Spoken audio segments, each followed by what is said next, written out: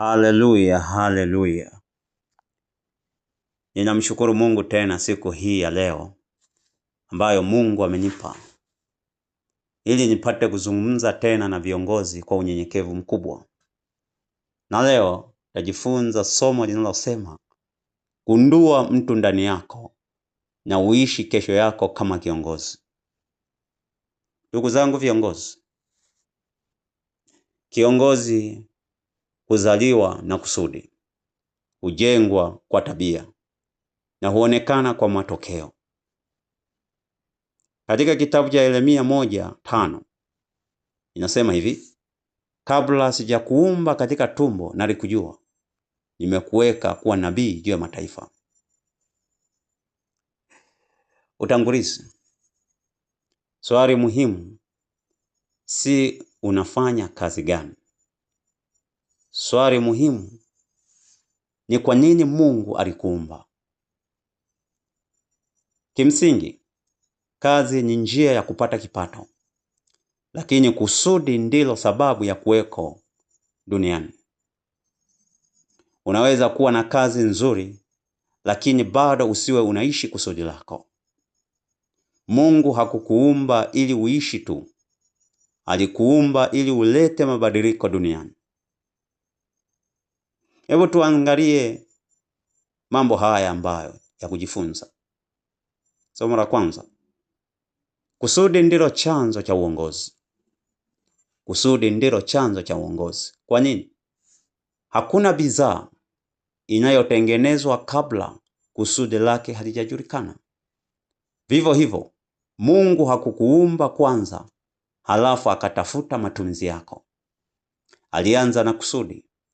Ndio maana Yeremia aliambiwa, kabla sijakuumba nalikujua. Hiyo ni kanuni mojawapo. Kusudi hutangulia uumbaji. Mahali ambapo hakuna kusudi, watu huishi kwa kubahatisha. Mfano ni Musa. Musa alikulia ikulu kule kwa Farao, lakini hakuzaliwa kwa ajili ya ikulu.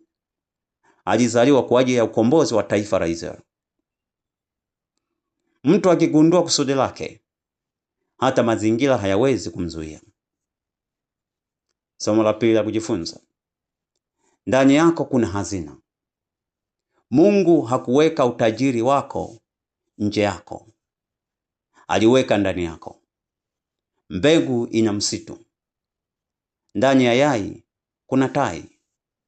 Ndani yako kuna maono, kuna uvumbuzi, kuna huduma, kuna biashara, kuna uongozi na kuna ushawishi.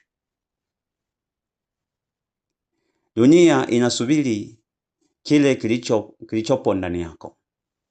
Mfano ni Daudi. Daudi alikuwa mchungaji wa kondoo, lakini Mungu alimuona kama mfalme. Watu huangalia ulipo, lakini Mungu huangalia ulicho nacho ndani yako. Somo la tatu la kujifunza. Adui mkubwa wa kusudi. Adui mkubwa wa kusudi ni hofu, ni kujilinganisha na watu wengine, kukata tamaa mapema, uvivu, kukosa maono, kutafuta kukubalika na kila mtu. Mfalme Sauli alipoteza nafasi yake kwa sababu aliogopa watu. Daudi alipata ushindi kwa sababu alimwamini Mungu. Somo la 4 la kujifunza. Uongozi huanza kwa kujiongoza. Kiongozi huanza kujiongoza mwenyewe. Kwa nini? Anatawala mawazo yake, anatawala muda wake, anatawala fedha zake, anatawala hisia zake, anatawala maneno yake na anatawala na tabia zake. Mtu asiyetawala maisha yake hawezi kuongoza wengine. Mfano mzuri ni Yesu Kristo. Ndiye mfano mkuu. Yesu hakutawala kwa nguvu. Alitawala kwa upendo, alitawala kwa huduma, alitawala kwa ukweli na alitawala kwa mfano. Kwa nini? Aliwanawisha wanafunzi wake miguu. Hii ni ishara ya unyenyekevu. Hapo ndipo uongozi wa kweli unapoonekana. Somo la 5 la kujifunza: uishi kesho yako leo. Kesho haiji yenyewe, huumbwa na maamuzi yako leo.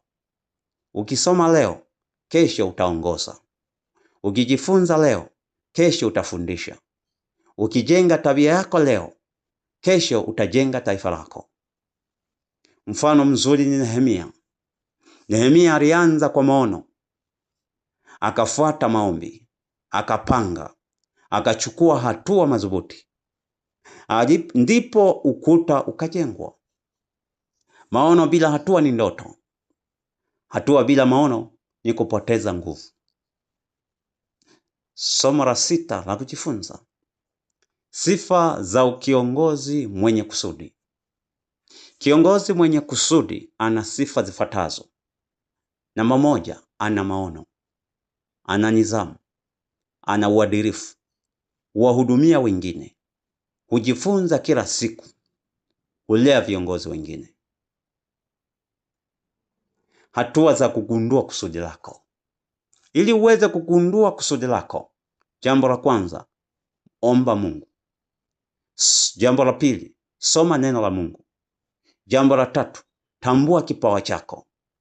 Jambo la 4, tambua shida zinazokugusa sana. Jambo la 5, tumia vipawa vyako ulivyo navyo.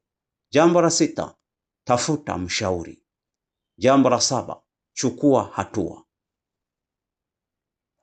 Maswali muhimu ya kujiuliza: Mungu ameniumba kwa ajili ya nini?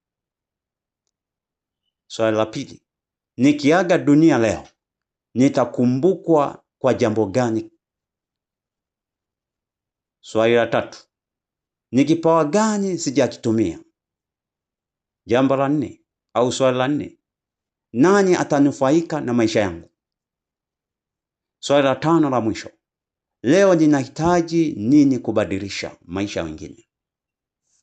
Hitimisho: usife ukiwa bado umebeba ndoto.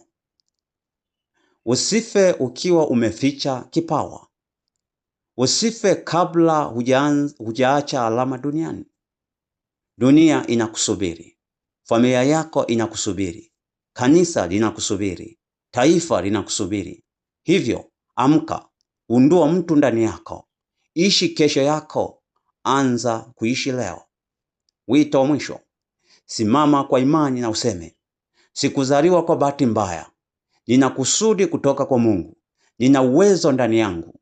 Nitaishi maisha ya uongozi, uadilifu na huduma. Nitatimiza kusudi ambalo Mungu ameniumbia. Amen.